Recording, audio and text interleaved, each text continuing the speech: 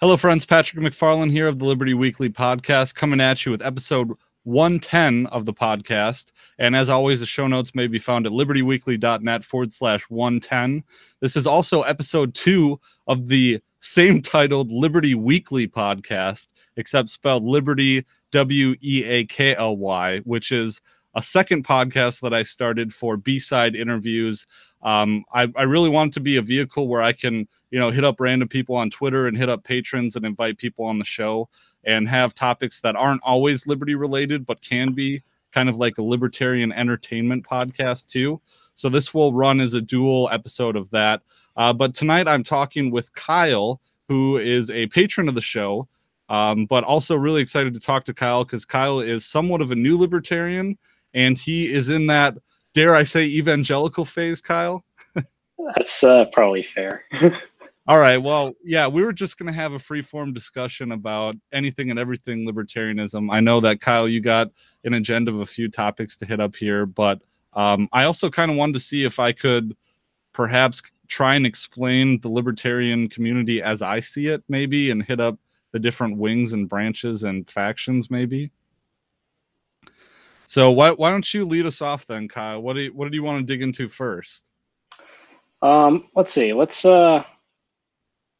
What's really been grating at me recently is last time Patrick and I talked, you and I talked, we kind of tried to address the rights and ownerships and how to deal with balancing rights and responsibilities in an ANCAP sense, right? Trying to figure out where there are rights, you must have responsibilities and that kind of stuff. But then we kind of came across the minefield that's happening these days about like abortion and vaccines and that kind of stuff. And yeah, once we started looking at those things, we asked, okay, how do you deal with children in an ANCAP situation? Because they can't enter contracts, they can't make decisions for themselves, they're under the charge of their parents, but does that mean their property? Does that mean parents can kill them? Like that kind of stuff. Yeah, and honestly, so this is an area of the law that I really have not, an area of libertarianism too that I really have not explored too much. And in terms of like legal stuff, sorry, my cat has had no attention from me all day, so maybe you'll hear him in the background. But my experience with this in the law is that there's something that's called a guardian ad litem. And if you'd ever had a divorce, you know exactly what a guardian ad litem is. Chances are you would. But a guardian ad litem is someone who, it's basically, if there's a divorce, each parent is represented by a lawyer. And if both parents can agree on custody and placement, they will hire, the court will appoint a guardian ad litem, which is an attorney that represents the best interests of the children. And so it's an advocate for the children in that sense. And I don't qualify for guardian ad litem work because you have to do special training and they like you to be a parent too. Well, you're well on your way for meeting that qualification. But I am too. So it'll be interesting. And then once I can accept those appointments, I'll know a little bit more. But in terms of my practice right now, I have clients who are getting ready for guardian ad litem interviews. So, I mean, if you could imagine going into an attorney's office and having them interview you and grill you about, there's 16 factors that the statute lists out, and we could get into positive versus the common law system. Sure. Too. But so I guess my experience in the formal legal field would be very limited, but 16 factors, I guess from a libertarian standpoint, my position on how childcare would work is that the main, what you're really going for in an ANCAP or a free market situation is that you need free markets in terms of the creation and enforcement of law. So I'm going to take the cop-out answer and say that, well, it could be solved many different ways. I really do think it would be. And in my particular David D. Friedman version of anarcho-capitalism, an anarcho-capitalist legal system that I talk about all the time, it's laid out in the Machinery of Freedom, is that you would have people subscribe to arbitration systems And it would be like an insurance fee. It could even be built into insurance. And so I think since everyone would theoretically have to have one, I think the subscription fee would be really low.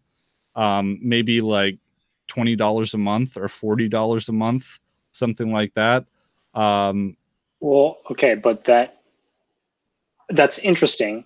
Mm-hmm. But who would go to the insurance company and say, "Hey, this I need arbitration for these punitive damages," when they're protecting a child, right? And a Mm-hmm. child who has ostensibly been killed by their mother or father or parents, right? Or someone else, but I'm looking specifically at the like infanticide side of things, right? Oh, so you're looking at it in that circumstance. Well, Well, it could, mm-hmm. in my opinion, that's the one that doesn't have a clear answer, right? So Yeah. if someone else attacks your family and kills your child, it's the same kind of tort that you would have to deal with for self-defense or any other kind of murder, right? Right. But under what circumstance do we deal with the parents killing their own child? Right. Well, I mean, I think that would be in the same way that reciprocally. So if you're dealing, I'll make an analogy to if it's a contract situation where you would like, because if you contracted with someone and you didn't want them to mess up your contract, you would want the same protection reciprocally as I'm not explaining this very well, but say that you entered into a contract with someone and you did wrong. Well, you would agree to the same rules because in that situation, if they wronged you, you would want the same kind of recourse. Yes. So you would agree to a system in which I would foresee that you would have an attorney that would come in to represent the best interests of the child, just because that's part of the package deal. So if X Corp, say, or what's a good name for a legal institution? Laws are say that you McFarlane and Co. Sure, McFarlane and Co. So you subscribe to our justice system. We have maybe statutes or system of case law that we do things by, especially for family law. It's kind of part of a package deal. So you could shop laws around and say that, well, say I'm a businessman and it's really important that I have McFarlane and Co.'s protection when it comes to business. Well, McFarlane and Co. also has a family law section. And I guess in terms of the legal issue or the area of law, you could mix and match maybe. I mean, I don't know exactly how it would work out, but I think the family law portion would be under this umbrella of policies that McFarlane and Co. would have. And if, say, McFarlane and Co. is being, if we ever did business with George Mason Law Company, we would pre-agree to a set of laws that would govern any dealings that we had with each other, which would be, and this is how I think that appeals courts would work, is that, on the district level, you'd be represented by McFarlane and Co. But if you dealt with someone, competing jurisdictions in that way. All right. I think that's a little more abstract than what I'm trying to nail down here is like, okay, what if two parents got fed up with their child and threw them out, in the street and they died or whatever, right? Or some terrible thing like that, right? Like what New York just made it perfectly legal for a mother to say, I don't want my child right as it's being born, and they kill it right there, right? Right.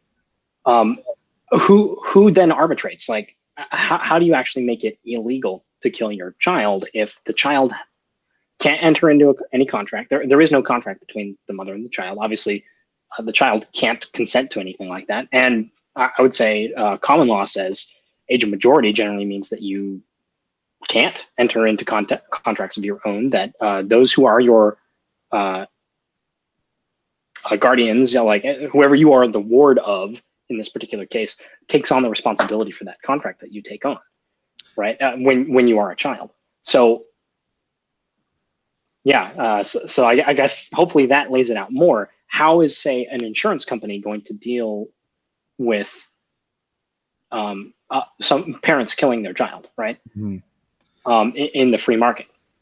Well, I do think that, so if you bore a child and you had a child listed, you know, as part, so as part of this arbitration system, I would envision that each, like McFarland and Co. would have a policy that if you are judged, you have paternity over this child, or maternity, it is your child, you are the legal guardians of this child, that child would be underneath your policy. And if you kick them out, that'd be a different question. I think that'd be more of a question of charity, charitable organizations or welfare organizations. So for me, it still sounds like you're trying to find some positive, positive influence of these insurance companies and these arbitration units. I think that works great between two consenting and adult individuals that have the ability to build contracts between each other and expect those to be enforced by some force, right? Mm-hmm. And yes, hopefully in a voluntarism setup, they would do that on a voluntary basis, right? They would decide who's going to arbitrate what, who's going to put up collateral, what that's all going to work. But again, I'm trying to get down to like, okay, what do you do about someone who doesn't have the ability to form contracts, right? And I think I would bet in the free market of ideas, in the free market of this contract system, that most people would agree that a 16-year-old or a 14-year-old or a 10-year-old is probably not able to actually enter into a contract, right? That doesn't have to be written in law anywhere. I think most reasonable people who actually try to draft contracts and try to do these arbitration elements would be like, yeah, but it's just a kid, right? Your contract is null and void, go away, right? I think that's perfectly reasonable, but I think you're kind of driving at where the conclusion I came to, which I'm going to admit is probably a little out there. I think there are people who are going to be maybe upset at me for suggesting this, but this is the controversial area of the theory. So, but that's why it fascinates me. Like it's one of those edge cases that's really hard to pin down. And I think I've come to the conclusion that the moral foundation, that the only way to come at it from a voluntarist standpoint, saying like, okay, there is no such thing as law, right? There is no external non-contractual force that will make you do something, right? I think under that situation, in true Ancapistan, children are the property of parents. And if they decide to kill them at any point while they are still considered, property, while they are under the care of their guardians, that's legal. There's nothing they can do other than each parent can then individually say like, okay, cool, we have a child together. We're going to put them up in our insurance program or with our arbitration program. And if either one of the parents deals damage to the child or kills the child, then the other one can arbitrate in their stead, basically, right? So that works. But if they collude, who defends the child? I think that we're kind of differentiating here between, okay, so if you've read, it's not The Ethics of Liberty, but it's another one by Rothbard, and for some reason the name of the book is escaping me. It's I think it's For New Liberty, yeah, where he details out exactly how a libertarian society would handle things. But I think I am not so if Ancapistan were to exist, or if we were to have competing anarchic voluntary societies, sure, I don't think that, I would want to live in the more libertarian one, but I don't think that the end game that we're pursuing really is a libertarian society as Murray Rothbard would have envisioned it in For a New Liberty, because you're getting at what exactly the libertarian philosophy is for governing children and children's rights. And I guess from my perspective, I do not necessarily care what that is, because what I really want and what I'm looking for, and maybe this is more of a pragmatic thing, and maybe it's more of it's not a utilitarian, but a consequentialist argument, and one, again, that is asserted by David D. Friedman, is that a society without coercion would, by necessity, be libertarian. but that doesn't mean that it's libertarian because libertarianism is the moral thing. It's libertarian because without that coercion, you can't have a system that would support coercion. So Okay, well that sort of undermines some of, well, specifically Keith's stance, saying like, oh, it's the only morally and intellectually consistent platform, right? Mhm. Well, I think he's right, and I think actually building on top of the morals of saying like, okay, you have rights, you have responsibilities, and they have to be in equal portions, or it doesn't work, right? As we talked about beforehand, right? Sorry, throwback, but anyway, Yeah, no. um, so now I understand your perspective on that. I'm trying to build the moral foundation, saying, okay, what's the only moral answer for this? If I am responsible for a child's action, I have to be also in charge of that child, right? I have to be able to decide what is right and what is wrong for them in the same way that I do for my property, right? Now, I would say though, going back, I think it was either the last episode or the episode before that, where you were talking about uh, social whoops. Uh-oh. No, you're there. Okay, well, I lost the feed. There we go. Sorry about that. You were saying that, like, okay, if someone gets into lots of arbitration problems, right, what are they going to do? Are they going to lock them away? Well, if that's not a part of their contract, no. But social isolation and contractual isolation and basically pushing them out of the community is a time-tested, very old, and logically consistent way of doing it. I think that's how dealing with people in a community who tend to abuse their children and or kill their children, I think that's how that would be solved on a societal level, right? That once you get rid of the laziness and abdication of responsibility that the state represents, which is force for enforcing a good community and that kind of stuff, you're going to have much stronger community ties, which means you're going to notice when, Mary's kid isn't coming to the get together for education, right, anymore. Oh, You might right. ask like, hey, haven't seen little Timmy around. What's going on? She was like, he was mouthing off to me. So I stuck him in the basement for 6 weeks or whatever. And he didn't make it.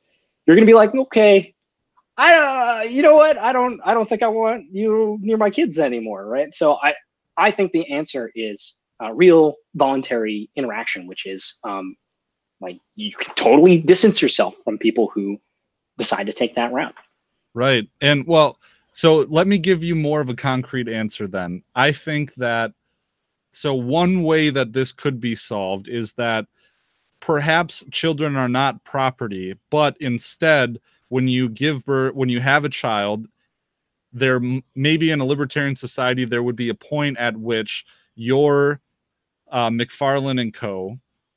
you have a child, you make an appointment with McFarlane and Co. in which you undertake a trust relationship where you agree to be a trustee to the rights that your children have and agree to be, the trustee of their rights and hold on to them in a trust-like relationship, where maybe the provisions of the trust would be laid out. You would voluntarily assent to it.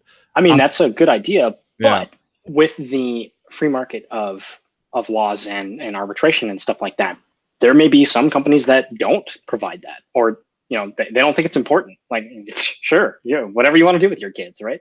Mhm. If they're not covered, it would make perfect sense for McFarlane and Co. to be like, oh, congratulations on having your child, right? If you want to add them to your insurance policy or to your arbitration policy, you have to enter into a contract that guarantees some level of safety, nourishment, like non-abuse regarding your child. And if we find out about any things like that, we can void all of your contracts, right? Mhm. But again, that's a good way of making sure that there's accountability on the community level, right? Because they're voluntarily entering into this contract, right? But it's not required.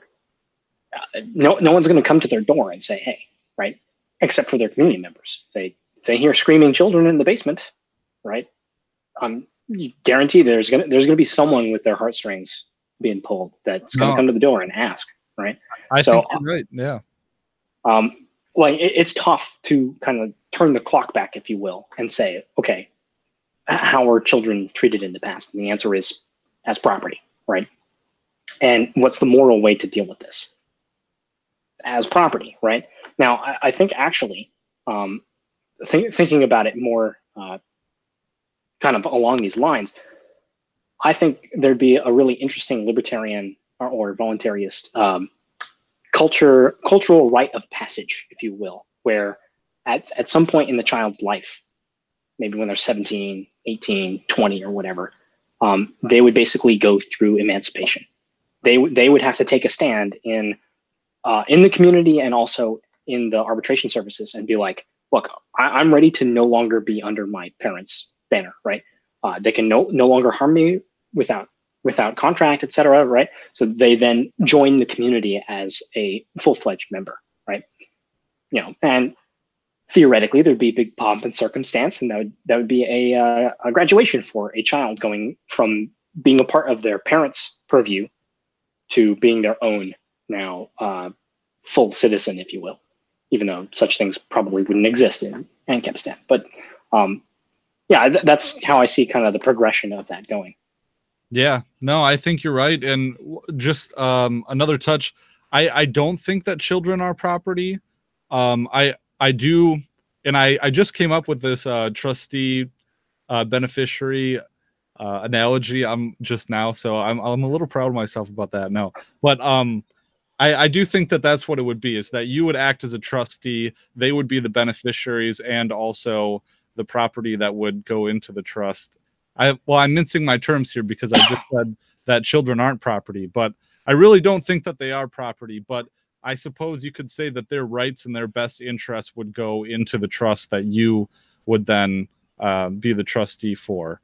But right, and that'd be one approach, and like you said, it can be solved in many ways. But I'm trying to look at it from the basic moral standards of like, okay, if there is no law, if someone wanders in from being isolated in the woods for 30 years and has a child with them, what rights does that child have?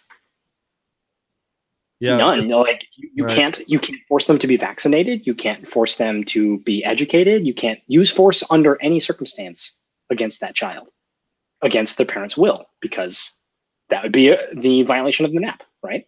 So this person walks out of the woods in this situation after 30 years and they aren't represented by any kind of rights organization or anything that's like right. that.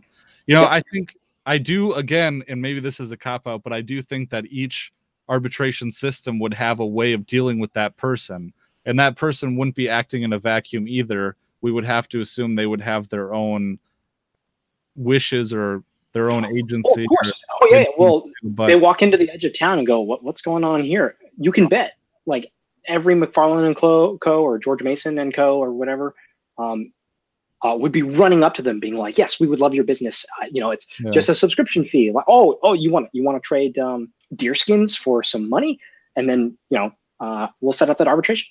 That's fine. But if they refuse all of those things, how do you deal with it, right? The beauty of ANCAP is you basically turn it all the way back to caveman times and ask, what's the law of the land, right? Yeah. How do you deal with someone who literally just walks out of a cave, right? That's what I was going to say, actually, is I think there, even though we would have these arbitration companies, I still think there would be a fundamental law of the land that is rooted in custom. Yes, and that would be the tendency to completely isolate someone who abuses their child, right? Because I think the average person, person who's not a complete sociopath, is upset by that. They may recognize that, yes, it is your property, but just like beating a dog is terrible, like animal abuse is terrible, and most people are looked down on who do that for giggles, right? I think those are important things that we will not lose just by removing the state. We don't also lose our moral compass, and actually, that's the center of voluntarism and libertarianism. Is the state means nothing when it comes to our moral integrity as people, as humans, right? So I think that's really the only logical set of steps you can have for defining what the rights and responsibilities around children are. Mm-hmm. I don't know. I'm prepared to be wrong, but as far as I can tell, it's about as clear as I can get. No, I think that's apt. And like I said, I have had no episode on the podcast on this topic yet. So I'm glad that we're addressing it, actually. Cool. Two things I wanted to bring up. One is that, so in this theoretical system where you would have a child and your representative arbitration organization would come in and say, hey, we know you had this child. We would like you either to sign on to our trust provisions for this child, either that, or we would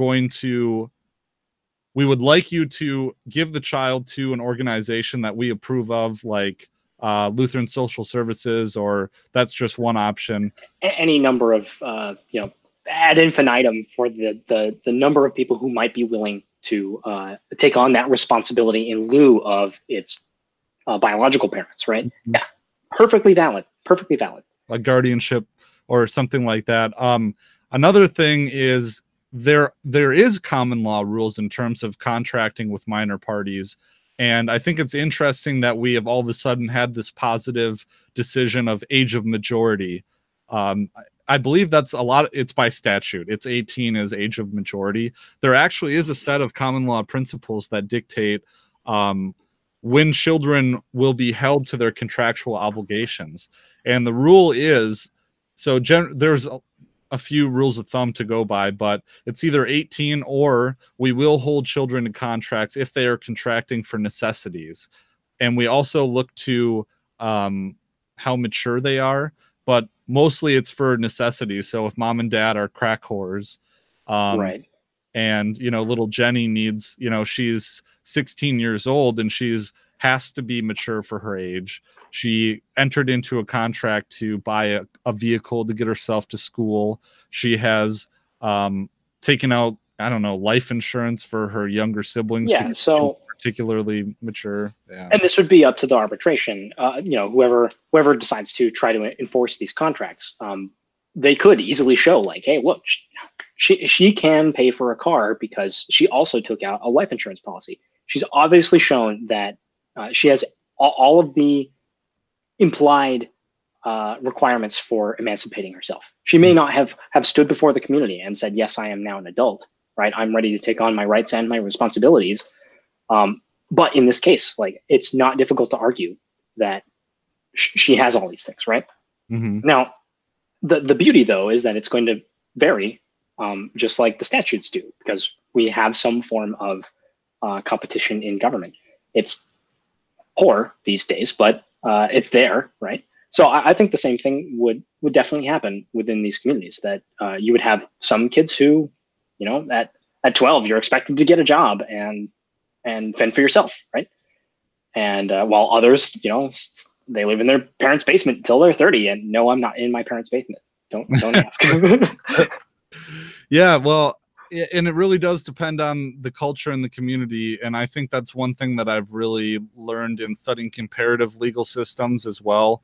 I mean, I've had, I don't know if it's libertyweekly.net/37 was a primer on customary legal systems, but a lot of people don't know, but most of the world actually is still governed by local and tribal legal systems that have, a lot of them don't have coercive power. So it's really interesting to see how their culture and, the role that culture really does play in setting up systems like this. It really is the law of the land. Yeah. Like, how do you think the Amish deal with this stuff? It's through rigorous and absolute social isolation and social control, right? Mm-hmm. They don't even have to have guns or hit people or anything like that. But, say the wrong thing in church and you're not spoken to by the rest of the community for a month or whatever, right? So there are perfectly peaceable and perfectly effective ways of doing this,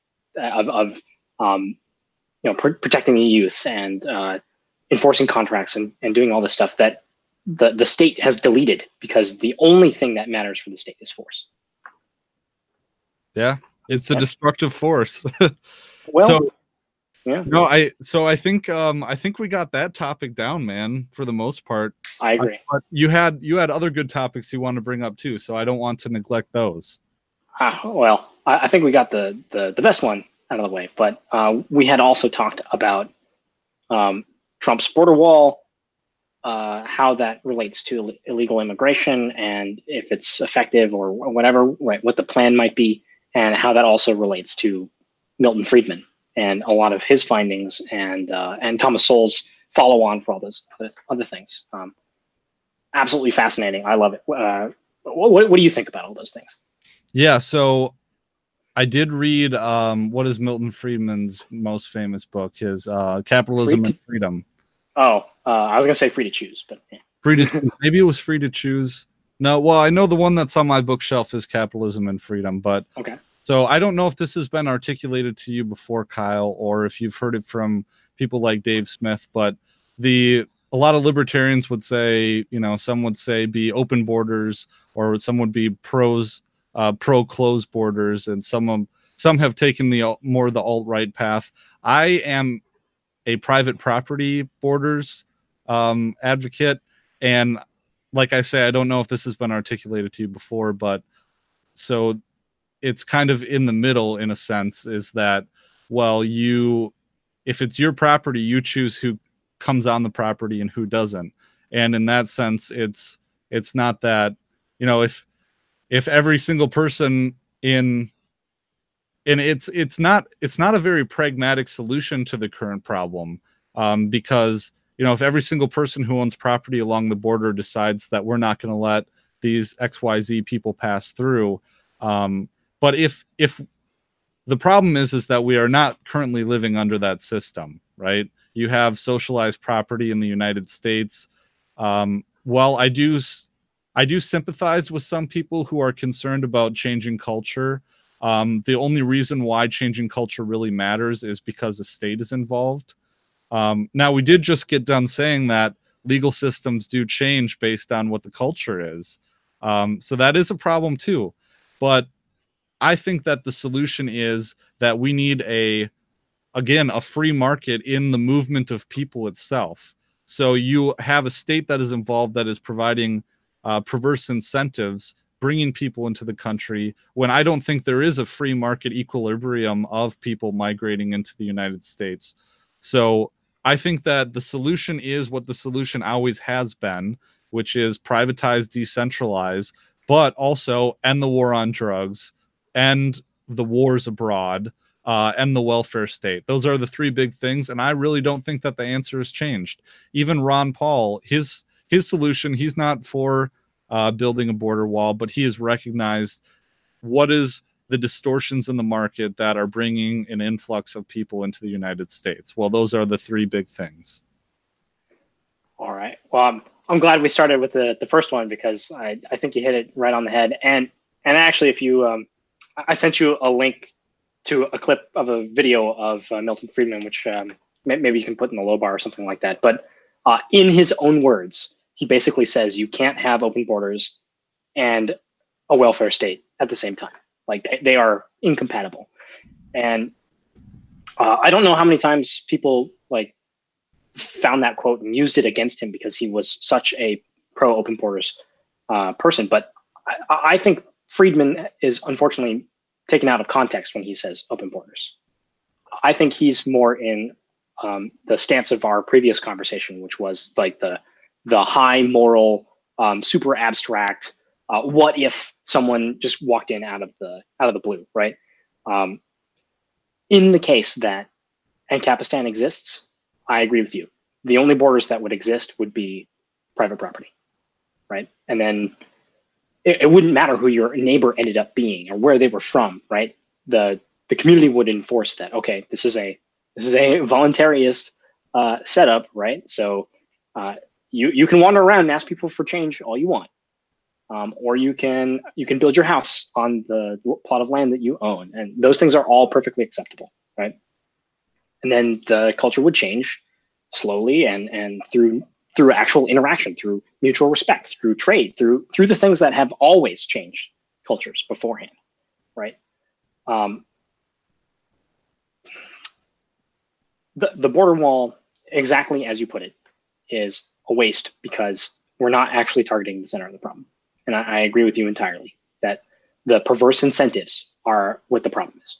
Mm-hmm. the 5 billion or 15 billion or whatever it's going to take to actually build the wall is pennies compared to the amount of welfare and free stuff that and enforcement and rights and process and all that other stuff that we are basically handing out to the rest of the world.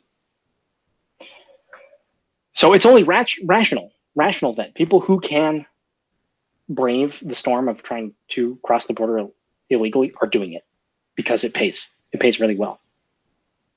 And it brings me up to another controversial question, or another controversial part of this is I'm asking myself now, like, what are the benefits of being a United States citizen if literally anyone can walk across the border and you have a large portion of our own country saying, yeah, oh, they can vote, they can get socialized medicine, they can get welfare checks, they can get housing, they can have children and go on the fast track to be a citizen. Like those are all things that citizens in the States are supposed to have in the first place, right? So you know what I get as a citizen?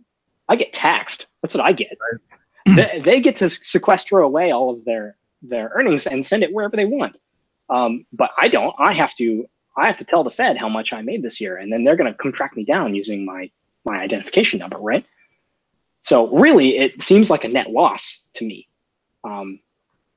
So there's little parts of me that, as I'm building my own business, I'm considering being like, you know what, I'm just not going to file my taxes, and if they come after me, I'm going to say, you know what, I deny my U.S. citizenship. I'm an illegal alien. I live in X and Y estate. It's a it's a sanctuary state. You can't do anything to me, right? So, right. Well, that's kind of hinting on the net tax. No, not the the net taxpayer argument is that the United States, or that the citizens of the United States have, well, money has been extorted to them, but they've been paying their taxes, so they have a better claim to this land in some kind of a socialized collective ownership. And this is something that Stefan Molyneux would perhaps argue, that as net taxpayers, we own the United States. And not only that, but you articulated it well, that these people are moving in here and they are voting certain ways, and they are appealing to the authority of the state to, affect change against me and instigating violence. So, I mean, it's not even against you. But it's in positive for them, right? Right. Yeah. It's not necessarily to take what's yours, but it is to increase the power of the state to give them more money, right? And to basically tell the state to F off, right? Let's disband ICE, right? Of course, they're going to vote for the Democratic Party that says, let's disband ICE, because then all of their risk for coming over the border illegally, not paying taxes like the rest of the citizens, and sending as much money as they want back home completely unchecked, goes away, right? So again, they're not stupid. They're only doing what's rational, and they're doing what's only possible through a centralized authority. That's it. Yep. Yeah.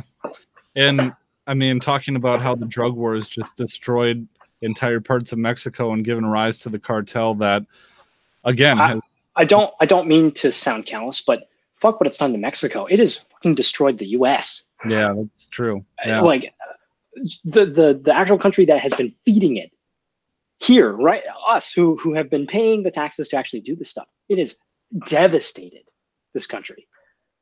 I really hope in 50 years' time that the war on drugs is over, and all the historians will look back and be like, wow, this was like alcohol prohibition, but worse. Yeah. But way worse. Why didn't we learn our lesson?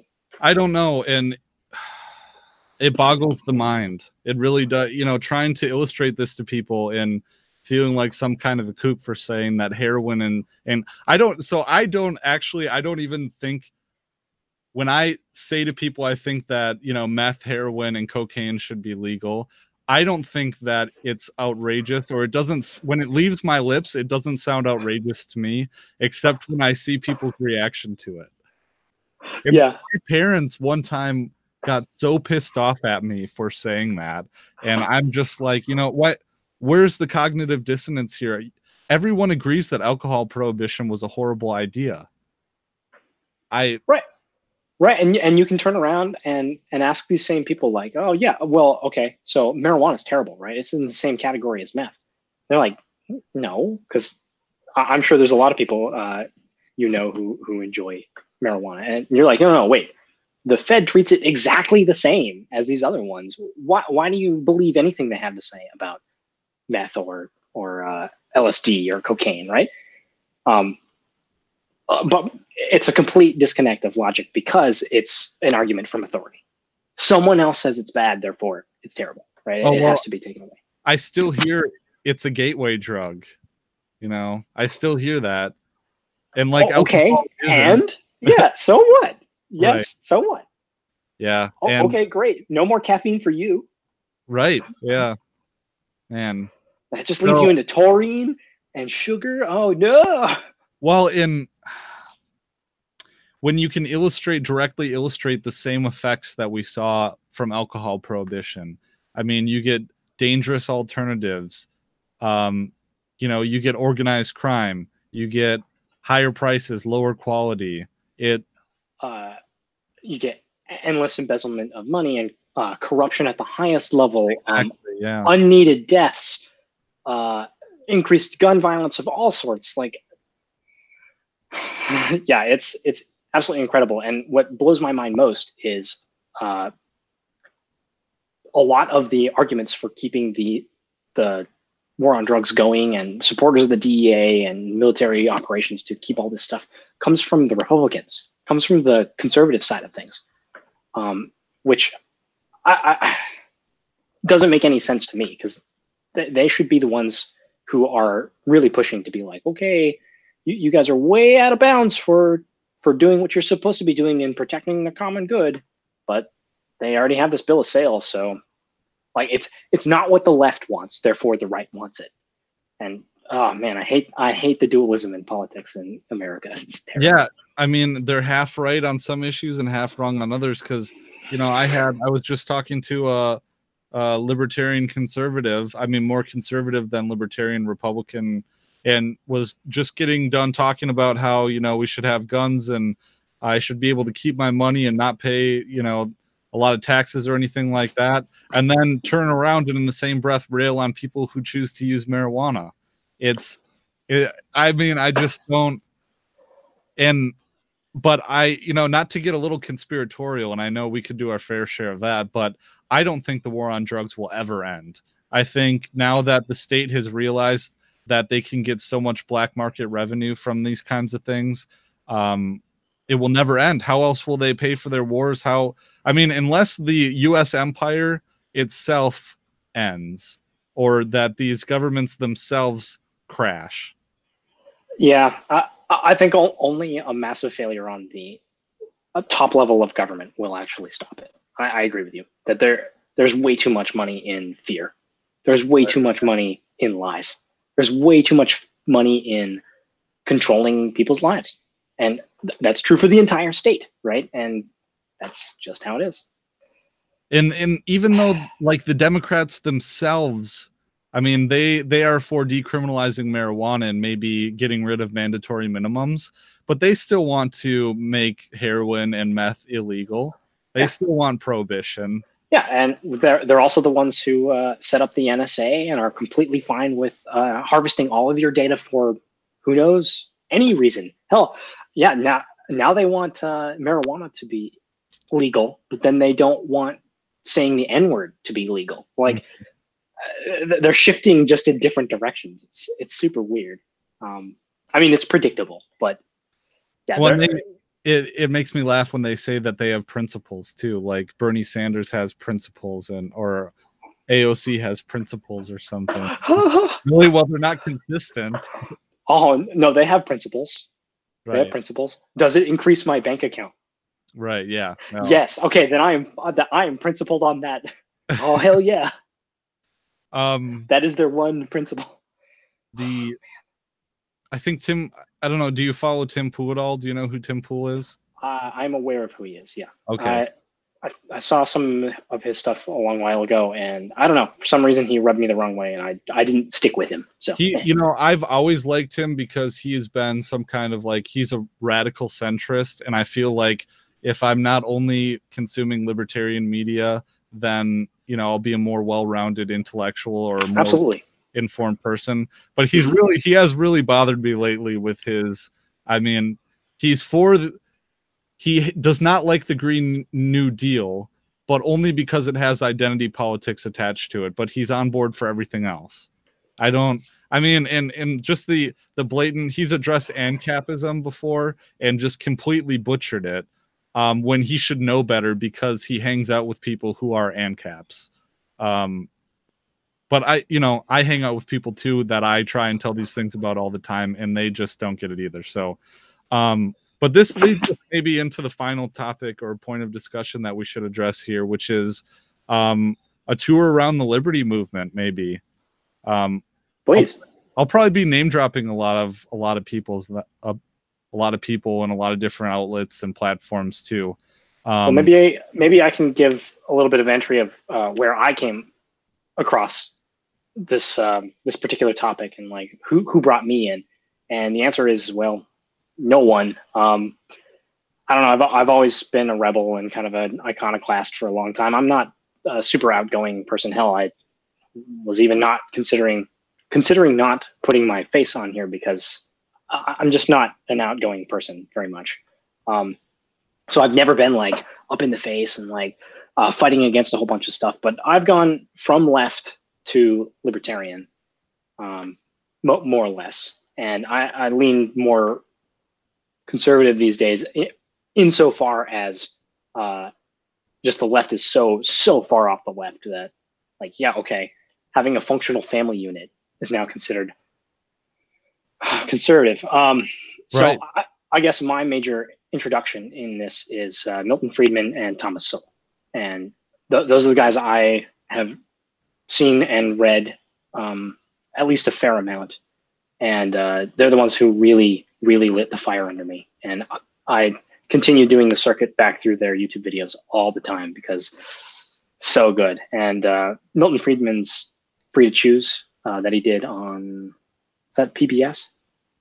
Yes, I think it is. Yeah. Yeah, he did like a 4 or 5 part video series on PBS for as a companion to his book, also called Free to Choose, and it is a masterpiece. It is brilliant. It piece by piece shows how government is nothing but failure, and I guess that's really what has got me going. And then I don't know. I think I stumbled upon your podcast on BitChute because I've been trying to stay away from YouTube and the other Google platforms, and yeah, I watched it a couple times. I was like, meh, fine, and saw another one. Was like, all right, I really like this guy, and jumped in. So that's the whole number of people I know in the libertarian movement. I don't really know much about Ron Paul. I don't really know much about David Friedman. I'm aware he's Milton Friedman's son, and you were saying he might be a little bothered about that shadow, but for good reason. Milton Friedman was genius. Mm-hmm. But anyway, so I've heard some of these names dropped, and Mance Raider, or whatever his name is now, right? I've heard some about him, but I know basically nobody. So take it away. Yeah. Well, I think it's funny that it's interesting that you're of the left, but you came in through Thomas Sowell and Milton Friedman, who are considered very right figures, right? But by of the left, I mean, when I was in college, Mm-hmm. I agreed a lot with the, what would be Bernie now, basically, which is like, oh yeah, we should give to the poor, and taxes are good, and marijuana should be decriminalized, and all that other junk. I guess untaxed, right? So, although at that time, no one ever went that far in the political sphere. They said, oh yeah, it shouldn't be controlled anymore, man. Yeah. And then they never said like, oh yeah, by the way, we're gonna put a 70% tax on it. Oh, why is my weed so expensive, bro? I heard that I don't know if it was Stephen Clyde of the Peace and Liberty podcast who was saying that in Denver now it's so cheap that you can get an eighth for like $10 or $15. That wouldn't surprise me. That blows my mind. Anyways, but what you don't know is housing prices and the cost of land in Denver has skyrocketed. Oh, really? Yeah, because you have all the potheads from Right. California and all over the rest of the country blocking into the place just to sit on their ass and smoke weed. Right. And Yeah. It's not surprising, but once it becomes decriminalized everywhere, then everyone gets to sit on their ass and smoke weed, and you don't have to worry about housing booms. Right. Well, now it's Michigan, and well, anyways, Don't call me left. Don't call me left. Damn it. Well, I'm of the right. I mean, I've always been of the right. I use that term "of the" very specifically. I think it's just the way that you confront, the way that you think about things, and I think libertarians can be of the left or the right. But I guess one of the first lessons or things that I would illustrate to you is that there is such a thing as thick and thin libertarianism, and I know that I've discussed this with you before in Discord, but perhaps I have. That thick libertarianism is when so I'm a thin libertarian, and a lot of the people who I would say are real libertarians would be thin libertarian. Yeah. But a thin libertarian only believes in private property and the non-aggression principle. That's all that libertarianism is to thin libertarians.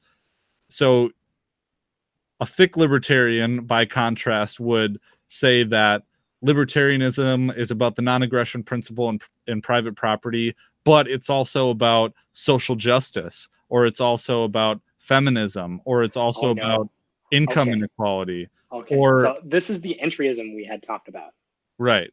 So this is the infection from the left side. Yeah. Okay. All right. But it's not only the left side, though. There are also other libertarians who would say that libertarianism is the non-aggression principle plus property rights plus traditionalism, or plus the traditional family unit, or plus entryism, work ethic, or whatever. Right, I gotcha. It's the other political sides that kind of seep in.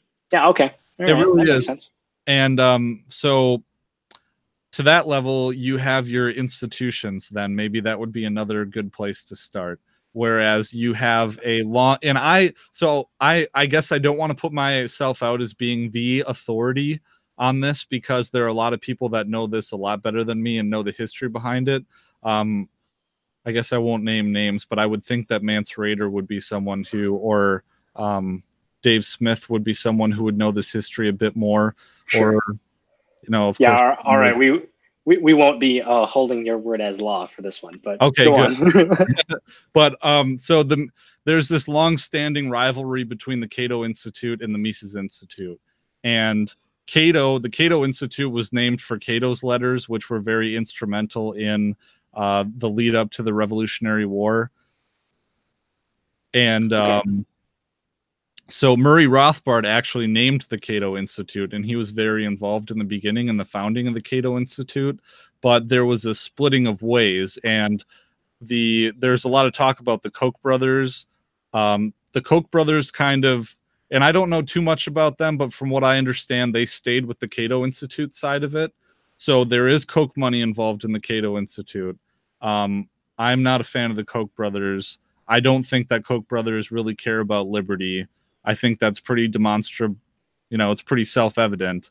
But you'll have, and I know a lot of people, good people that are with it, of the Cato Institute and have been involved with the Cato Institute. So I don't want to throw them under the bus, but generally they are not ANCAPs. They're not anarchists. They are minarchists or beltway libertarians. And those are two different things too. So you get those two institutions.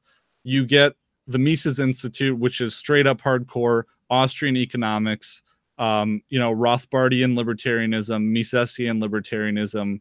You have your Mises Institute scholars, people like Tom Woods, people like Lou Rockwell, Mark Thornton. Now I'm really reaching for names, although I can name these in my sleep. So I feel like I should be taking notes, because am I going to be quizzed on this after? Well, you'll get there after you explore the Mises Institute YouTube channel. Joseph D. Salerno. I already said Mark Thornton, but so yeah, I could go on and on with the Lucas Engelhardt is another name. So Keith and I, yeah. Keith, well, Keith is not involved with the Libertarian or the Mises Institute, but he should be. Okay. So those are the actual faculty that are associated with, either they have taught at the Mises Institute or they published under the Mises Institute's name. Jeff Deist is another name. He's the president of the Mises Institute.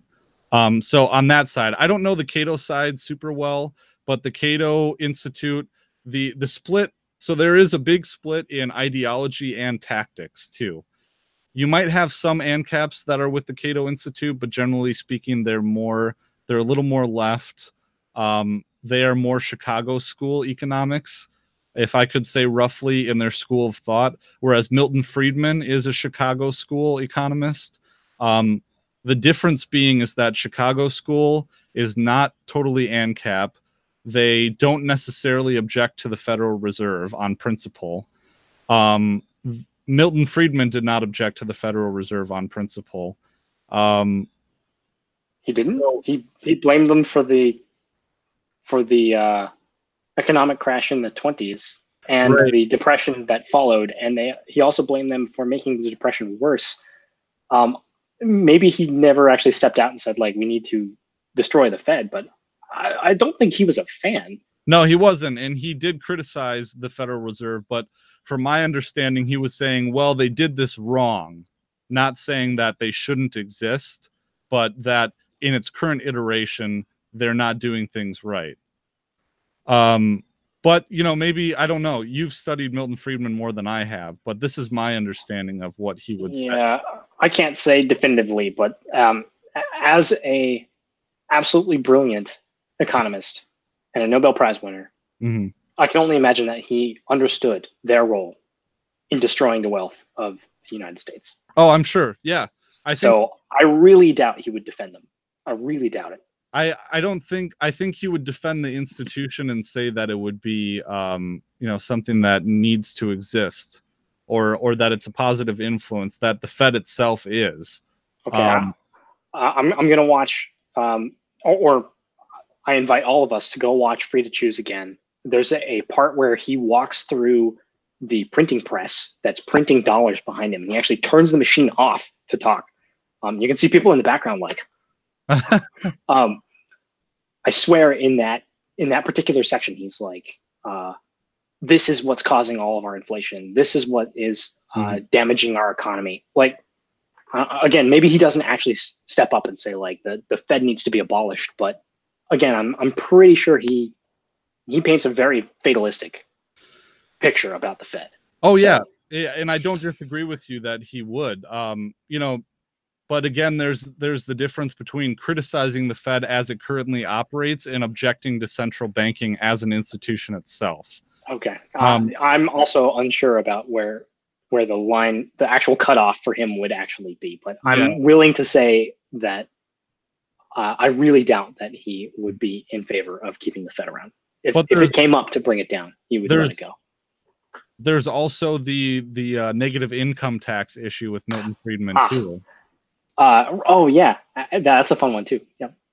So there are those things, not to say that Milton Friedman wasn't a great economist. He was a genius by all accounts. And, his son, I'm a bit more of a fan of, but to get to the fundamental difference between the Chicago school and the Austrian back on top is, and this plays into exactly what we're talking about though, to illustrate it exactly would be that the praxeological approach that Mises put forward is that fundamentally economics is the study of human action. It is a social science. It is not a science. It is not a empirical science. Mises would assert that economics is the study of a priori reasoning and logical deductions, that we cannot program the economy or study it, in that these equations don't necessarily allow us to predict or to say what went wrong or what happened or anything like that. Not to say that studies or some empirical evidence doesn't aid us. It's not a complete rejection of empiricism. But it's more analysis than construction, right? Okay. And so on the Chicago side, while the Chicagoans are still free market, they aren't necessarily anti-state by its very nature, but they do not reject empiricism, and they are empirical in a lot of their analysis as well, from what I understand too. So I'm not a student of the Chicago school in as much as that, I've read some Milton Friedman. They would be maybe classical economists and not so much as Chicago school. I think that I don't understand exactly the difference between classical economists and Chicago school, but maybe it's not a very large difference. But Okay. I don't want to mince my terms either, because like I said, I don't want to, put myself forward as being a complete authority on these Oh things. no, come on, man. You're the world authority. You gotta pin all this stuff down. I do have a podcast and put myself out there, but therefore he's an authority. Right. So it's a way to try and be an authority, I suppose. So yeah, but that's how you do would be that. the difference there. And another practical difference in strategy would be that the Cato Institute is more of a Washington, D.C. based, policy based think tank institution that has a lot of financial support from sources that are a little questionable, perhaps, like the Koch brothers. So they're involved one hand washing the other, for sure. Right. So, and again, these are allegations, and I know people that are involved in the Cato Institute, so I don't want to throw them under the bus. But yes, I do have these convictions against it. Sure. So since we're talking about people in the space, I'm a huge fan of Milton Friedman and his protege, Thomas Sowell, right? How do Thomas Sowell and David Friedman see each other? Are they aligned? Are they against each other? Like, is there a reason? I have no idea. I haven't read as much Sowell. I have a couple of Sowell's books, and he is bam, right on topic. He's the one that he's really with the African American community, right? And really explaining in their terms exactly. No, he's better than that. He says forget race. He says forget race. He sits down with all of the stats, and he's like, look, stop. Just stop. He said this in the 60s, right? He was a young, brilliant black student, right? And he sat in a whole bunch of the conversations that he had with Milton Friedman's interviewers and stuff like that. He had these big debates, and he was basically calling out these people for being like, stop treating blacks as if they cannot do anything. Stop it. Right. And then he'd also turn around and say, like, blacks, stop treating yourselves like you can't do anything. Stop it. He's amazing at doing all of that. And he brings all of the statistics and beats them over your head. And it's, I love the dude. He is so smart. I've heard that he's a tremendous writer. And I do have a couple of his books, but I haven't had a chance to really dig through them yet. So yeah, there is that. I'm not sure what the relationship is between them. I do know that, to speak a little more about David Friedman, because I have read his books. We had an episode with him on the show that Keith interviewed him.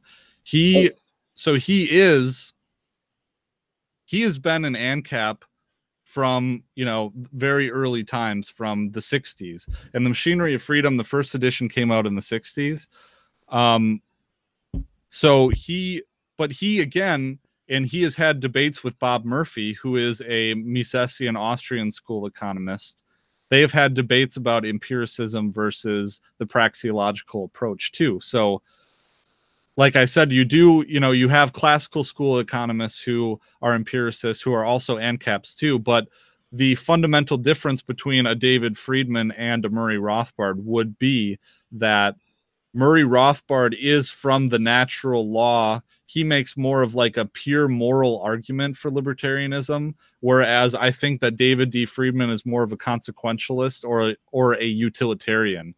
He doesn't necessarily believe that libertarianism is the right way, because, he will make moral arguments, but it's not fundamentally a natural law, natural rights kind of thing. And Murray Rothbard really differentiates this in For New Liberty in the first chapter. And I think that would be a really good read for you, Kyle, just the first chapter where Murray Rothbard traces the ideological roots of his brand of libertarianism, and Okay. and really condemning too maybe people like David Friedman for being, and it's been a while since I've read it. He doesn't name David D. Friedman by name at all, but condemning those people who, you know, don't believe in libertarianism because it is the correct moral answer From the foundations, yeah. from the foundation. In that, which is why I wanted to have that our first conversation about like what are the moral foundations. We can get into practicalities later, but what are the moral foundations? So it sounds like I would probably agree with Rothbard. Yeah, I would, you know, Rothbard. I do agree with Rothbard from, I mean, fundamentally, I mean, I am a Rothbardian, but I do also see David Friedman's point, and I envision, you know, at least my own goal for what a libertarian society would be. I pull more from David Friedman's his Machinery of Freedom, but also from Hans Hermann Hoppe, who I don't know. Have you heard the name Hans Hermann Hoppe before? Probably from you before, but I know nothing about it otherwise. Yeah. Okay, Hans Hermann Hoppe is probably the greatest living libertarian mind, in my opinion. He is a very, very controversial figure. He was Murray Rothbard's protege. Okay. He studied under Murray Rothbard at... Man, he and Sol should fight. That'd be great. Yeah. No, I don't know that they would necessarily disagree either. I mean, so you could, I mean, man. All right. Sorry, I didn't mean to cut you off. No. He's a protege of Rothbard. Hans Hermann Hoppe, it just, if I could go back in your shoes and not ever have heard of Hans Hermann Hoppe, he wrote Democracy, the God That Failed, which is, I mean, among a lot of other books, but what is A Theory of Socialism and Capitalism is probably one of the, I mean, he just relentlessly smashes socialism, and he's also come up with argumentation ethics, which is a way of proving that, basically asserts that you cannot argue. So he goes through, he takes the a priori reasoning from its very foundation. So a priori, arguing that statements, you cannot contradict certain statements.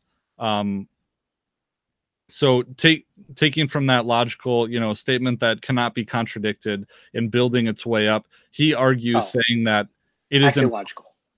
Yeah. He lays down some axioms and says, like, you know, this is my foundation that you can't go any further.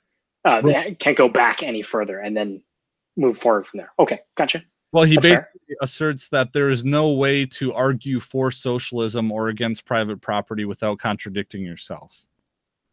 Because... Which is an axiom, because you can't prove that otherwise, but you can attempt to disprove. Right. Right. Which is, I think, perfectly reasonable. All right. Fair enough. Cool. All right. I should check that one out.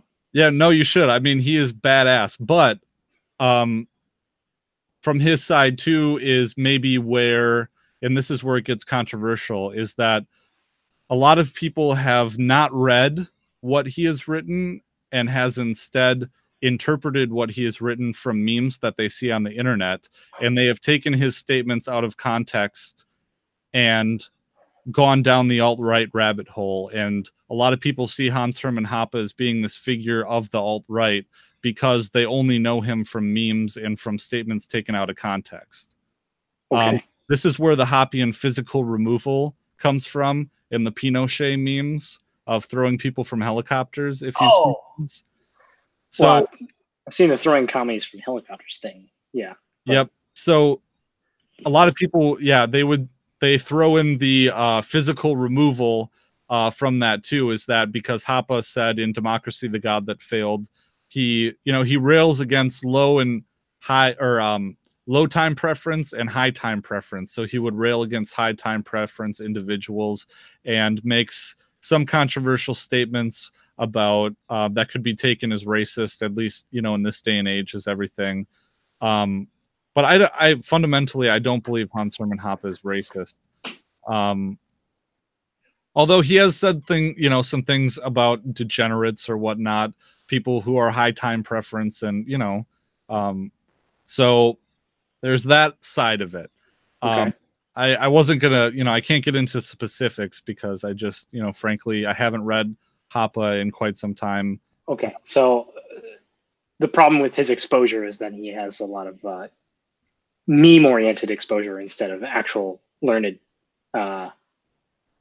reasonable counter arguments. Right. Fair enough. And there are, to be fair, there are some people who have actually read him and do make some arguments too. I think that says where the problem comes into play is when you become someone who believes that everything one person says is the truth. So, you'd get a lot of Hoppian or Rothbardian disciples who, they believe in everything that Rothbard or Hoppe says and take it as granted just because Rothbard or Hoppe said it. That would be very weird. To me, that seems weird in the libertarian community because basically, when you look at it, we all advocate for thinking for yourself. That's the whole idea of anarchy. It's the whole idea of voluntarism. So why would you take arguments from authority from anyone? Really? Right. Like, don't get me wrong. I love me some Friedman, but because he has really solid ideas, he has very good argumentation, and he's a fantastic presentation figurehead for it, right? He was wrong. He was wrong. Mm-hmm. He was wrong about open borders. He was, right. Sort of. He was wrong about negative income. He was absolutely wrong. I'm sure if he was alive today, he would look back and be like, yeah, oops. Well, to that matter too, Rothbard was wrong about some things, and when it comes to Hoppe, there are maybe some cultural things that he has said that I don't particularly agree with. I couldn't tell you exactly right now exactly what it is because, again, I haven't read Hoppe in a while, but I should be reading him, but I've been busy. And this is another topic we should touch on sometime later that we had hinted at before we started the show, but the culture of censorship in this, like where you're dancing around this idea where you don't want to be called a racist, right? Just because you agree with someone's position or have to label them as racist and therefore don't listen to them, right? So, right. Well, in that, yeah, and even now, I mean, if to go back and listen to this, I danced around it, just even subconsciously. I did dance around any kind of, and we all do that now. And I remember going back, and maybe it's just because I was young, but I do remember a day in time when I didn't know what SJW meant. And I honestly did not worry about that. Isn't it strange that it's already been built into our culture enough where you really at times have to really be careful? But to go back to what you said about we're all individualists in the sense that the arguments from authority based on these figures. Right. Yeah. I remember being a new libertarian and not really, I mean, everything's sunshine and daisies when you first discover these ideas because you realize how correct they are. But I've become more skeptical being in the community a while and seeing that, I remember when I first came in and I was talking to Jerry about how great everything was with libertarianism and whatnot. And I don't know how long Jerry had been in this space, maybe 2 years. This is the first co-host. Yeah. But he was like, I remember saying something like, well, it's not possible that there's dumb people in this movement, right? I mean, they all came to libertarianism, so they must be somewhat intelligent, right? Yeah, no, that's not true. There's dumb people in every, and conversely, there are extremely intelligent people on other sides too. Sure. So I guess It's all just about being humble and trying to seek truth and not being afraid to be wrong. Nobody knows all the answers, and we're all products of our environment. And certain questions are given certain answers, and you're going to go down certain paths, and it's just how it goes. Yeah. Just don't stick a gun in my face and tell me what to do. That's all I want. Right. Yeah. So I mean, that's the crux of it, man. Oh, well, I mean, I could go on and on too about the different circles of the community. I mean, you have your crypto space too. You have people like Jeff Berwick of the Dollar Vigilante. Oh yeah, and we had talked crypto as well. And yeah, anyway, sorry, I just remembered that we had talked about cryptos as well. And I'd really like to connect with some of the other people in the crypto space of the libertarian movement. That'd be fun. Well, and it's too bad that we didn't record that conversation because it was a really good one too that I haven't addressed on the show either. So, but Some yeah, other time, perhaps. again, you know, and I don't know the crypto community as well. I know Jeff Berwick, I know Vin Armani, and maybe Vin Armani is someone who I would suggest more if you wanted to get into that space, because Vin knows a whole crap ton about it, and he doesn't have kind of the controversial drama that Jeff Berwick has associated to his name too, and Okay. very recent drama too. I think I don't know if I brought that up to you in the Discord channel, but all the drama surrounding Anarchapulco. Yeah, we did talk about that actually. Yeah, so Jeff Berwick, I believe he's one of the main organizers behind Anarchapulco. Okay, yeah. And there's a lot of drama associated with that.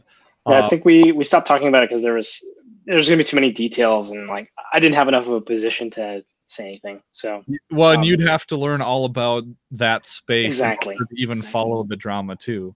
But, okay, well, so on this roadmap, since we're talking about more modern people, I feel like Friedman and Mises and Rothbard and all that stuff, like they're the dinosaurs of the movement. What about who's new? This Manspreader guy, right? He's new. He just unmasked himself apparently. And then there's you and Keith and the Friends Against Government guys. Again, I'm just pulling out people I've heard of, but I don't know what the space actually looks like today. Like who's important today? well, David Friedman, but I would still put him in the old guard. No offense, David. No, he is. David is in the old guard, although he does have a son, Patron Friedman, who is also an ANCAP, and he is very, I mean, his son, he's like 30, mid-30s, I think. He's very involved in the seasteading movement, which I don't know if you've heard of that. Cool. But that's a whole nother thing too. So he's involved with that. Wait, let me guess. It's the harebrained idea that you can go build an artificial island in the ocean somewhere, stick a flag in it, and call it Ancapistan, and it's now an anarcho commune, basically, right? In a sense, but I think that all of the, and again, I don't know the specific vision, but I think it's driven by a corporation, not a corporation, but some kind of business venture or some investment. And I think it's organized by detaching platforms that could float autonomously and then retach. Okay. But it's still the same idea, right? If there's no land that's not been claimed, then claim the sea, right? Right. Well, and you partnership with micronations too. And I don't know if it was French Polynesia where they were planning on partnering with that nation and that nation allowing them to exist within as an autonomous section, but here's this space that you can occupy. Okay, so one, I love it. Right. It's brilliant. It's really thinking outside of the box. But it sounds really cool. I'd really like to see what they have for their answers for different issues, right? It also sounds absolutely insane that there's no way this is going to work. If it takes off, somebody's going to fucking torpedo the thing. That's what I would think too, unless they were making a lot of money from it. No, especially if they're making a lot of money from it. Somebody's going to come in and be like, you know what? All you guys are evading U.S. taxes. Why? And then we're going to be like, no, we're not U.S. citizens. It's like, yeah. Then who's gonna hold your court date then? Right. We're just going to take your shit, okay? So like, this is the. I don't want to derail us. Sorry. Well, I mean, they could. I was going to go into a different rant. Right. Well, they could. Yeah. Well, but yeah. So there is that. I mean, in terms of the bigger, I guess the bigger figures from the Mises Institute side. Yeah, and we could have an episode on seasteading. But so I would say from the Mises Institute side, the biggest people are Tom Woods. And I find it very surprising that you have not heard of the Tom Woods Show yet, because the Tom Woods Show is the preeminent libertarian podcast that's out there. Okay, I know James Woods, but he's some Republican dude, right? Who has mastered the art of tweeting. Fucking love that guy. He's hilarious. He is. Well, from what I've seen too. But I mean, you have Tom Woods. He has the preeminent libertarian podcast. He's a New York Times bestseller. He has had a lot to do with the Mises Institute. Is a main professor. He does a lot of stuff with Bob Murphy, who is also one of the biggest economists from the Mises Institute. So they have a podcast together called Contra Krugman, where they debunk all of the New York Times columns that Paul Krugman puts out. And so it's pretty epic. They have over 100 episodes. That's cool. That's genius. No, it's bad at. Oh, you would like Peter Schiff. Have you listened to Peter Schiff? Did we not talk about Peter Schiff? I swear we did. Oh, we did. Yeah, we did. Okay. Yeah. About the cryptocurrency specifically. But, oh yeah. So maybe you wouldn't like that aspect of Peter Schiff. So we did talk. I know enough about Peter Schiff. Yeah. Not a huge ton, but like he's the same kind of guy that's like, oh, the government's fucking up all this stuff. Gold's where the real value is. By the way, you can buy gold on my website. Right. Suck a dick, Peter Schiff. Come on, man. Well, and also, you know, the government sucks at everything, but we still need them for courts and the military, and you know. Oh yeah, and to pick a reasonable interest loan rate that won't crash the economy. Like he never actually rails against the Fed, like in the same way that you're saying that like maybe Milton Friedman didn't say that the Fed needs to go away. Peter Schiff really does think we should end the Fed. I think I can confidently say that. I'm going to hold you to the same standards about Friedman versus Schiff. That it could be. I don't know if either of them have actually come out and said like we should abolish the Fed. Instead, I think most of their positions are they're doing it wrong. Well, no, I mean, so the Peter Schiff actually was Ron Paul's pick for treasurer. And one of Ron Paul's big things was end the Fed. Peter is an Austrian economics guy. So he does believe that we should end the Fed. However, I don't know Peter Schiff as a libertarian, though. He's not a libertarian, is he? He is. Yeah, he identifies as a libertarian. Yeah. No way. I thought he was hardcore conservative. Oh no. Nope. He's a libertarian. He So I gotta warn you, I am a bit of a Peter Schiff fanboy. Oh, I don't care. So I enjoy who you want. No, I'm just saying that. I'm gonna warn you. I'm probably gonna poke holes in Peter Schiff's stance and arguments. No, it's fine to criticize. I don't. Obviously, we just got done talking with arguing from authority, and there's things Peter says I don't agree with for sure.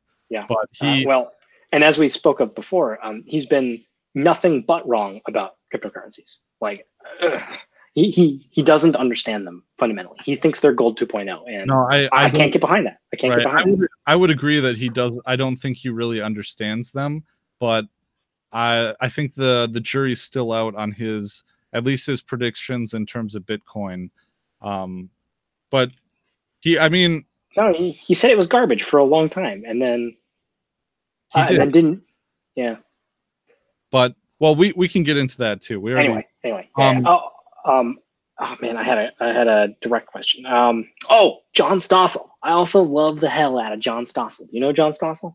I do a little bit. I know that he was he on Fox too? He was. And then he moved to Reason TV. Oh, he did. Okay. Yes, and then Garth Gillespie from Reason kind of went completely off the deep end. Like he's a really, really left libertarian. I think he calls himself a libertarian, but he has extremely left views. Which is it Nick Gillespie? What did I say? Garth.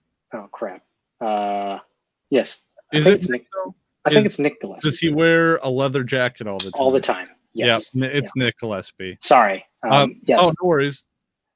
Nick. So Reason is more of a beltway left-leaning outlet. If you haven't collected that yet. Yeah. Okay. All right. I was going to ask you where they land because I do see them that way. They're a lot more left. And I think Gillespie and Stossel butted heads, and Stossel ended up splitting off basically to do his own thing.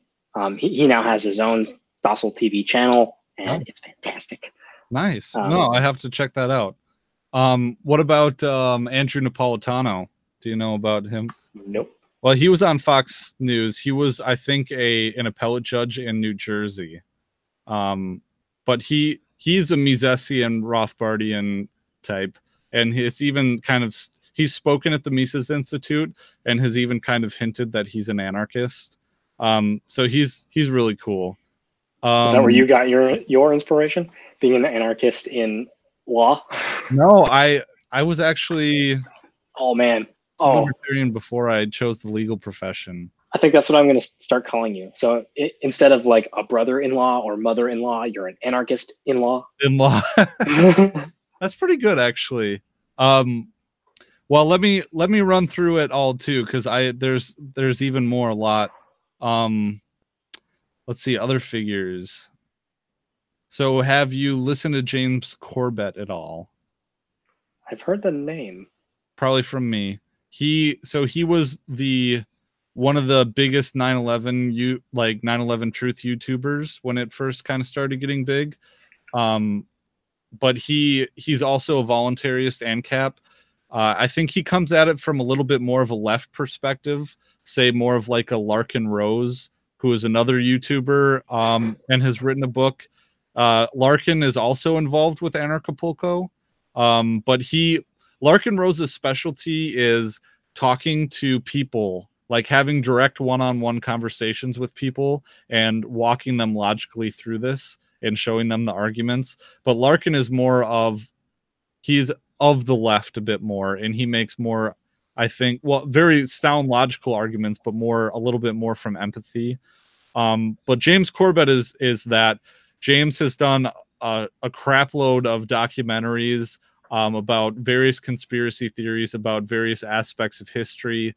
And, the term conspiracy theory is not right, but, work about the New World Order and the powers that shouldn't be and all that kind of stuff. James has actually one of the main inspirations for me starting my show, and brought me into the space too at the same time I was discovering libertarianism. So he's excellent, and he's a nice guy. He's been on this show before, and we have a date coming up too, this month, March.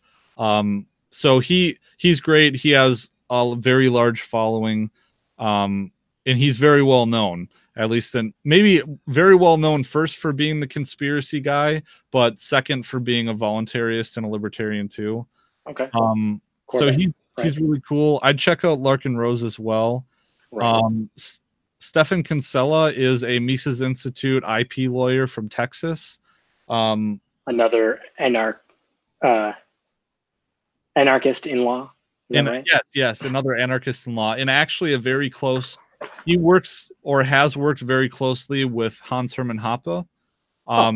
And I'd say that Kinsella, and he listens to this show too, and I'm planning on having him on. It's long overdue that I have him on, but I would say he's one, from a theory perspective, he's one of the best minds that we have in terms of like property rights and, theories of contract, and a little bit more on the cutting edge. He's written a whole lot of papers. Oh man, you should ask him about the child question. Because that's all on the abstract theoretical side, which I would ask kind of my specialty. So I'd love that. I would ask him that question, and then he would just send me a bunch of links to papers that he's written that I should have found and read already before asking him. Okay, well then, put those in the show notes. Like, fantastic. No, right? Yeah, no, I'll have to. At least they're there. So, I mean, there's that. There's the Lines of Liberty podcast, which is another great libertarian podcast. It's a libertarian variety show. It's three guys: John Odermatt, Mark Clare, and oh my God, I can't remember he does the Electric Liberty Land podcast. So it's three different shows, and Brian McWilliams is the Electric Liberty Land. So it's three different shows that they each do Monday, Wednesday, Friday. So that's a good show. They've been around for a really long time.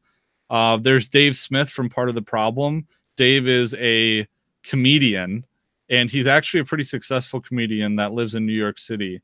And so he is on the Gas Digital Network, which is a podcast, a media outlet a digital podcasting outlet from New York City. He does that with a bunch of his comic friends. But Michael Malice has a show on that Gas Digital Network.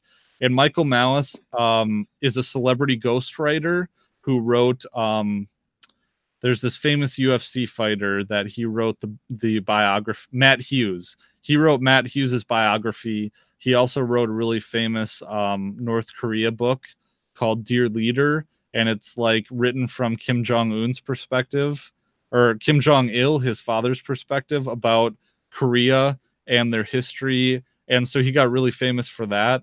But he is the snarkiest troll, like even better than James Woods. So follow him on Twitter, Michael Malice. I'm not on Twitter, but yeah. Oh, well, good for you. Yeah. No, that is good. We've covered this. Yeah. But everybody, anyone who wants to actually hear anything about me, sorry, I'm not. I try to stay away from social media. I stay away from YouTube. So what about the alternative social medias? I have some throwaway accounts on like Minds and BitChute and stuff like that. They're mostly just enough to like harvest some memes and watch videos, right? Like Liberty Weekly and a couple other shows. Yeah. Well, so Michael Malice and Tom Woods are actually really good friends too. Okay. So let's see. I think I hit up all of like kind of the main points. Oh, Prof. CJ from the Dangerous History podcast is really cool too.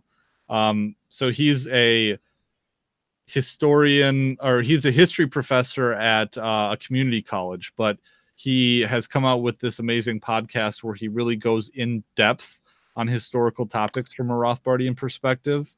And I mean, it's super high quality stuff. He has a great radio voice too. And it's very well researched and really entertaining. It is made like, yeah. So, I mean, there's that too. I mean, well, now we're starting to get into the kind of obscure side of things. So I guess now's the time to ask, how many voluntarists or anarchists, or however you want to call them these days, how many do you suppose there actually are in the US these days? Like, what do you suppose the size of the community is? So me personally, I'm really the only one I know. Yeah. Like on a personal level, except for, of course, you, but this is our first real interaction in any kind of meaningful way. Well, I guess our first talk was nice, but point is that you're a brand new figure in my life. Like, I can't think of anyone else that I could seriously sit down and they'd be like, yeah, voluntarism, let's do that. In real life, I know maybe 2 or 3. Well, maybe 4, because I met up. There's a group that meets in the Twin Cities. So I guess I've met various people who have maybe less than 15 in person. Okay. I'd say so our numbers are tiny, very small. I'd say less than 500,000 in the United States. Okay. Maybe even that's a large number. But it's, I mean, if I go on Twitter, I see tons and tons of accounts just popping up all the time. So, I mean, if you go through and search on Twitter, which I've done through trying to, you know, retweeting anarcho memes doesn't make you, you know, a Rothbardian follower or someone who's actually willing to put into practice the idea of the non-aggression principle. Yeah. Right? Yeah, I think some people get woke enough that they will share those memes and just see what happens, right? Some of them are hilarious, so it's really hard to judge. But okay, I don't know. I guess I'm trying to wrap my head around, like, okay, what's the community look like? We have these standout figures. We have schlubs like ourselves. And then, well, I haven't even told you about Scott Horton yet, who's probably one of the most important. Oh, why didn't you start there? Well, I mean, I guess from my perspective on the most important issue, which is war and peace, by far the most important issue, Scott Horton is the best libertarian figure out there. He is an encyclopedia when it comes to the war issue, foreign policy. I mean, that guy can just go.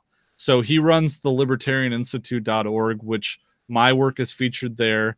Keith's work now too, through my show. But Pete Raymond, Mance Raider's work is there. Also Kyle Anzalone, who is not me. Not you, Kyle Anzalone, but he does foreign policy focus, and he is a member of what we call the Libertarian Union, which is a podcasting group created by myself and Daniel Elwood of Actual Anarchy and a bunch of other guys. So there's like 8 or 9 shows that are in the network. Wow. Cool. But not all of them are active at this moment, and we try and do like our State of the Libertarian Union talk show every month, but we did that for about a year. And then I remember those. Yeah, now it's hard to get people together to do that. So and I think that, you know, there's a bunch of B-side libertarian podcasts, and there's even more C-side libertarian podcasts, I guess you could say. But the more the merrier. Fair. I think everyone should have their own show. I mean, everyone that wants to have one, obviously, but it's great for, you know, just de-stressing and expressing yourself and feeling like you're part of the conversation. And, you know, the coolest part is when people come up to you and they're like, yeah, you know, you really changed my mind on these kind of things. Which actually was never really my intent. My intent was more selfish in terms of I had these thoughts in my head. I was evangelical and I wanted to network with other people and feel like I was making a difference. And well, as someone who's also in a creative industry, if you don't create for yourself to some major level, right, you're not going to be able to keep going anyway, right? So I promise. Well, okay, let's take Stefan Molyneux, for example. He's still going because he strokes his own ego. He basically mentally masturbates on camera every time. But you get some gold inside of the mental semen in there every once in a while, right? So, well, I mean, he brought so me. Don't shame yourself on doing this for your own reasons. And in fact, I would say you should do it for your own reasons. Yeah, you should follow things that you're interested in, because you'll bring out the passion in yourself, and I promise there are other people who will find it also resonating with them. That's how it goes. Well, it always surprises me too, because I never, even to this day, I don't really see myself as being someone who's very good at convincing people or persuading people, or even. That's not your job, right? That's not what you're doing. You're presenting a problem, presenting information, and presenting your solution. Yeah, I think that's. You don't have to convince anybody. Right. Well, and I think that Ron Paul says too. I mean, I'm a big Ron Paul fanboy. I love the guy. But he always says, because people come up to him and ask him, what should I do? You know, what can I do to further the cause of liberty? And he's like, I don't know. What do you want to do? What are you good at? And I think that different people have different skill sets and different roles. And I don't know. I don't know how I see myself, but I try to envision other figures in the liberty movement as having their role. Like, where I think that, you know, Corbett is kind of the historical conspiracy showing you the dark side of the state guy. And Larkin Rose is the sitting down and having direct one-on-one conversations with people guy. And, you know, some other like Vin Armani is the crypto guy, and Mance Raider is the fuck the police and memes guy, you know? Oh, what's that? You mean there's like competition and specialization in these things? A division of labor? How does that happen in a free market system? No way. Right. Yeah. So, I mean, it's just, it's great to be a part of. And I just like having, you know, these conversations. And I feel the more in the last couple of weeks I've been making it a point to, instead of playing video games or something, having more of conversations with people. And that is when I really find this to be the most rewarding, but also kind of stressful too, because, you know, you're talking to strangers. You're having very intimate conversations about things that you very passionately, deeply, personally care about with complete strangers. So why would that be stressful though? Like, this is the wonder of the internet, that you can always just be like, nope, block, Right. right? Right. Like, Well, this is exactly how the social distancing and all that kind of stuff that you're supposed to be working with from the NAP perspective, right? Embrace it. It's fine. That's right. I was So going to say, weren't you the guy who was just saying at the beginning of this conversation that you were not an outgoing person? I'm not.